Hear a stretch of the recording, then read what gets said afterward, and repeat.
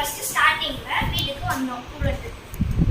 மறுபடியும் கூலருக்கு வந்தோமா, கூலருக்கு வந்த உடனே நாங்க மறுபடியும் நம்ம உள்ள வந்தோம். உள்ள வந்ததுக்கப்புறம் என்னமோ பயங்கரமா நடக்குது.